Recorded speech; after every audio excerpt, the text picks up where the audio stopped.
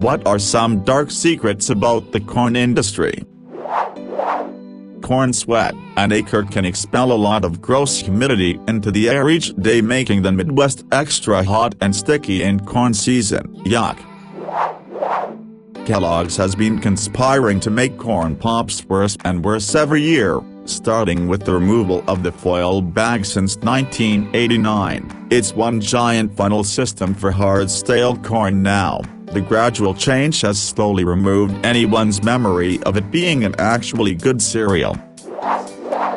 I lived with some Japanese exchange students during the final summer of college. They were really nice girls, but one of them, Mari, 19 years old, obviously had no idea how anything worked. She spoke the best English and I was tutoring some of the other girls, while they helped me with my Japanese. But Mari would constantly call me to come to get her because she thought we had free buses. All the buses. After all, we were students. That wasn't the issue. I could deal with that. It was a whole new culture she was learning. But what happened that made me realize Mari could not be left on her own was when she ended up in Eloy, Arizona, which was 400 miles and 5 hours from where we were. She had been talking to some guy on campus. He said he was visiting family in Arizona, and she said, "I want to go." He just took her with him, and she went without even telling us. She had just assumed the guy would take her back, but he said he couldn't because he was staying in Arizona. So I had to arrange a ticket, get her on the bus via the phone, and then pick her up 2 hours away because she missed her second bus by napping. A dude, 18-year-old, in boot camp got a letter from home and I can see he is agitated, being 22 and concerned for his well-being. I asked him if he wanted to talk about it. I'm thinking a Dear John letter or the mom and dad divorcing letter. He dead ass told me that his younger brother got a Mercedes for his birthday and that he was pissed BC he only got the BMW. Can't remember what I said, but I knew boot camp was gonna knock his dick in the dirt. It did. My boss told me about a friend of his, who told him as a life hack, she would get her bills in the mail, not pay them, and then wait a couple of months to pay. Then she would cry so the debt collectors would feel bad and waive the fees for not paying on time. That was her brilliant life hack. The other day, my 18-year-old brother-in-law got married to his high school sweetheart in a parking garage so that they can live off campus at college together. Girlfriend's, now wife, mother is an ordained minister. His parents, my in-laws, were very upset and he couldn't understand why because it's just a fake marriage for school. "Oh no, sweet boy, you are married." I just laughed and laughed. I love him dearly, he is the demos.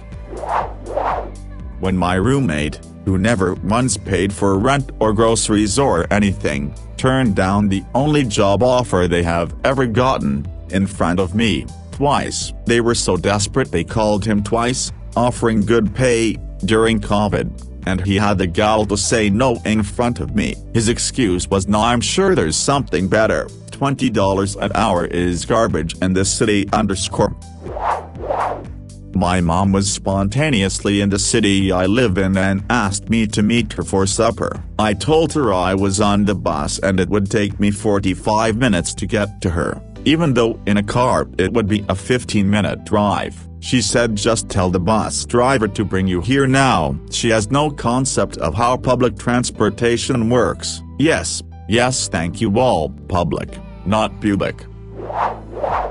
I worked for a very sheltered and entitled mother as a nanny. Shortly after I got hired, she called me at 3 a.m. asking me to come in because the baby wouldn't stop crying. When I said no, she responded with "But you're the nanny," and that was a constant thing. At one point she got sick of breastfeeding and asked if I could start nursing. All of this was very casual too, like she wasn't really mean about it.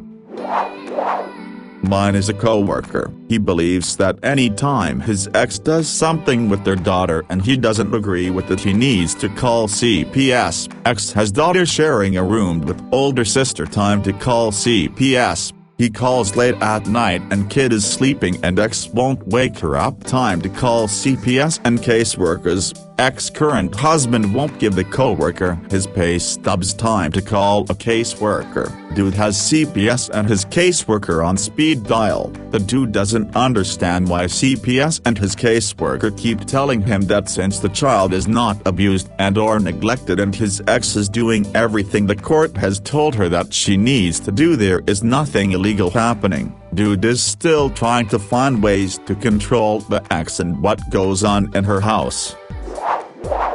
Had a friend who was in some uncredited scam online college for her master's degree and medical billing or some dumb shit. She was on a loan program that was sending her about $5,000 every 3 months directly to her via check in the mail. This was her only source of income. She kept calling it a grant that didn't need to be paid back. She was flat-ass broke as a joke for 2 months, but then the check would come in and she would be living the good life for a few weeks before being poor again. We tried to do an intervention and show her the insane interest rate that would be backdated as soon as her school was done, but she didn't want anyone to bust her free money dreams. She just kept talking about all the money she would eventually be making billing insurance companies. Turns out she wasn't even logging into the online college or even attempting to get this degree. She thought the money was free, the degree was automatic and the job was guaranteed. Some people are beyond help. Back at the end of university, I met up with my rich friend who just got a brand new car from his dad worth plus £60,000 after getting his driving license. So naturally we went for a ride. At one point he asked me, "What are you going to do after uni?" To which I answered, "Find a job in this whilst investing, slowly growing side incomes." He got very confused then and asked me, "But why do you need a job? Can't you just start your business?" He had no idea of the struggle to pay bills and think about your budget, etc.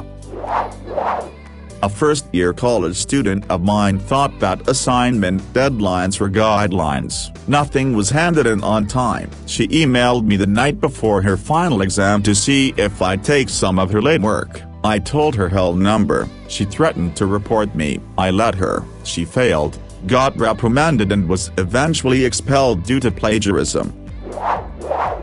Two things immediately come to mind. First, being a young girl I used to work with at Target. She was hired for the 6am to 30 p.m. shift, but she regularly showed up between 8 and 9 am without any good explanation. After the third time or so, our supervisor asked her if she had something to do in the morning, such as getting kids ready for school, that required a later shift. If so, she could be moved to the 8am 30 p.m. shift. The girl's response was, "No, I still want to leave at 2:30. I just don't want to get up that early." She was fired when she refused to acknowledge that you cannot make your own schedule. Second is one of my roommates, a 23-year-old who was quite literally unable to take care of herself in any capacity beyond ordering fast food. I once heard her yell at her mother because she was filling out a job application and got stuck on a section.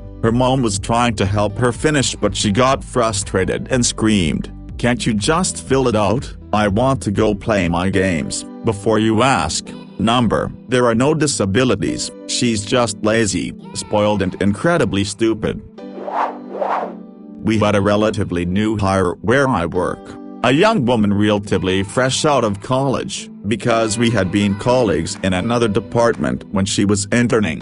She often ate lunch with me. She frequently complained about how bad her coworkers were. I didn't know them, but it seemed odd. After about a year, she applied for and got a different job at the company, but the new job didn't start for 2 months. She asked me if I thought she should take a leave of absence until then, because she didn't think she could stand working 2 more months with her current coworkers. I asked what they were doing that was making her so unhappy. She complained that they often told their mutual boss that she would come in late, take very long lunches, then leave early. "Do you do those things?" I asked. "Well, yes, but they don't have to be bitches about it," she replied. When working at a video game company, we had a summer where we had 3 instances of random people from a nearby art school sneak into the building and cold crash the art director. The first time, we just figured it was some young student oblivious to the multiple levels of security and protections around our IP. He grouped up with a bunch of guys during their smoke break, walked in with them, then just started wandering the halls looking for an office with an art director plaque on it. This kid was let off with one hell of a stern warning. Very detailed emails went out to all employees to keep our eyes out for unfamiliar faces without badges, and to keep our own employee badges visible. The second time it happened, a student from the same campus walked in through the side door with the group, but when they asked about his ID, he lied about having a job interview with the art director. They tell him to stay put in the hall, but follows them anyway. He is ushered into the art director's office, and in the 2 seconds it takes the director to call security, this dope is already going 100 into his "boy am I the artist for you" pitch. He is told to never apply for our company, and their name gets shared with all associated dev studios under the publisher's umbrella. Again, emails go out, security is tightened, and side doors are now exit only. The third time it happened, we don't even know the details. The company email didn't specify how yet another random student from this art school managed to locate and sit himself down in waiting in the art director's office while he was at a meeting, but the art director walks into his desk, and is startled shitless by an excited "Hello, future employer, what the hell?" At this point, police are called. We have had enough of this, and a message needs to be sent. Stop trespassing into our office, you idiots. But as this student is getting questioned and processed, we discover what is happening. It all makes sense. We now know why it is this one particular art school. There was a teacher at that campus that was encouraging students to sneak in and force directors and managers into cold interviews. He explained to them how easy it is to just follow a group of employees and during their smoke break, to just meander the halls aimlessly as long as you look like you belong. He was giving them strategies and techniques to blend in, not raise suspicions, and locate who would be best for an interview. All the while, teaching they'll be impressed by your initiative. They'll know how much you want the job if you do that. Besides, the worst thing they can do is say no. Surprise, the worst thing they can do is a misdemeanor trespassing charge and hefty citation, as well as blacklist you permanently in the industry as a security liability. It's so unfortunate that these students were the ones who were punished. They're just impressionable kids putting trust in a demos art teacher. We don't know why this teacher thought this was okay or what decade they think they're living in. But it's unnerving to think that kids are paying so much money to receive shit advice from some delusional lunatic with no idea how the real world works. Their teacher should have been severely reprimanded for doing this to his students.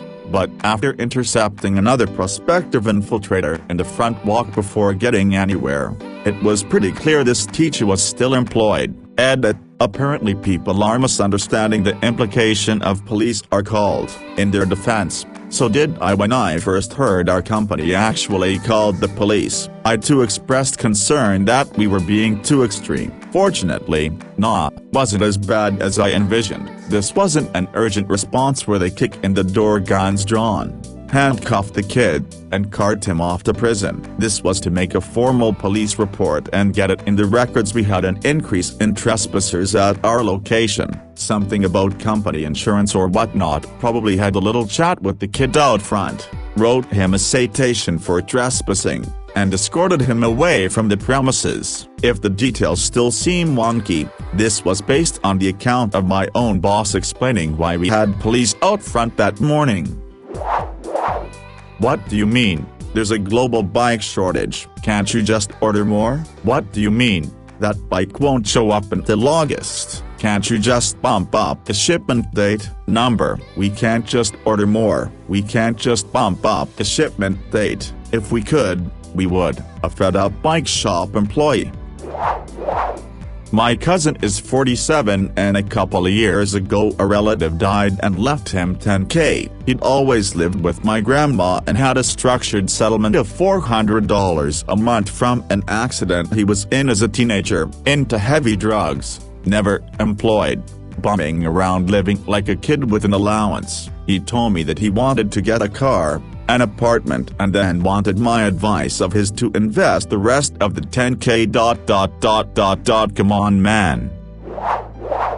An example of myself. I had thought, upon entering college, that I could feasibly earn a living and be comfortable through just working in music. I thought that performing music, playing music, and selling my own music would be enough to afford a house, a car, groceries, and all of life's necessities. Let's just say that I haven't quite arrived at that point yet. My brother is 26 years old and has had one job. He worked there for like 2 months. Our cousin helped him get hired. It was the easiest job in the world. A team of people drilled wells, agriculture, and my brother would come at night and watch the equipment. He had a new RV to sleep in. They let him watch TV, bring his dog, smoke, drink, eat whatever he wanted. The only thing he really had to do was be there. He wanted to go to dinner with his girlfriend and asked for the day off. His boss told him no because he was the only person they had to stay there at night. He told his boss to fuck off and quit on the spot. To this day, he doesn't work, pay bills, or do anything with his life. He smokes weed and plays old video games, like random racing games on PS2. Sad waste of a life, IMO. My son was 3 days away from when his credit card bill was due and needed to borrow money, which was fine. He expressed his relief that I gave him the loan, saying I was afraid they'd cut off the card and not let me buy groceries this week if I didn't pay the balance. In other words, he's never let the balance roll over, just as I taught him. But he has no clue that he can actually let the balance roll over or pay a portion of the bill, and he'll be charged the rate plus a fee. I think I'm not going to tell him about that part. A young lad I work with was talking about how now he had a full-time job. He was going to buy a house. He thought he was going to buy a $150K house and pay the bank back the $150K he borrowed, and nothing else. I had a young girl I worked with ask me, why don't you just buy a car? It's not that expensive.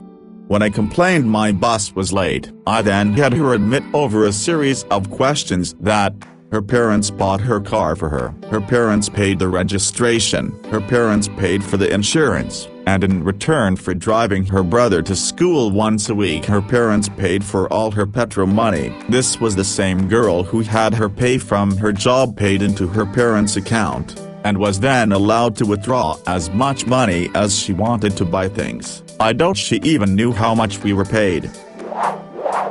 My classmates' parents or grandparents, inheritance, bought him a house in Mumbai just because he wanted to move there for his 3-year degree. If you guys don't know, Mumbai is like Manhattan of India, expensive rents and jam-packed with 1%ers. When he moved to Germany, his dad bought him a condo there. Imagine the conversion rates of to INR. Now we're well off too, but not like this guy. When I wanted to move to Berlin for a few months, I asked him about rent and process and decent but affordable areas. He straight up told me, why can't my dad just buy a house next door? It's simpler than all this. Thankfully his ignorance wasn't coupled with arrogance.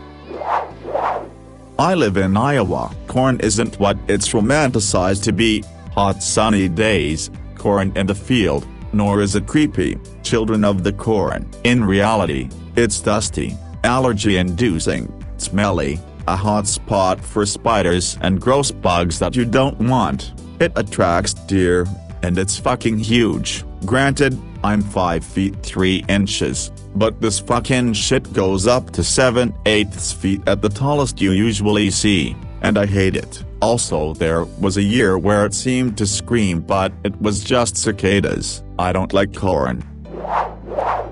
Well, I live in Iowa, literally in the middle of a cornfield. I would say the methamphetamine is the dark side of where the corn grows. The farmers out here aren't just growing corn out on the farms. I have never seen whole communities addicted to meth like I have here amidst the corn. I see children hardly in junior high already fully addicted to speed sporting methamphetamine on a daily basis. Out here, where I grew up on the East Coast, it was never even close to being this bad even in the cities.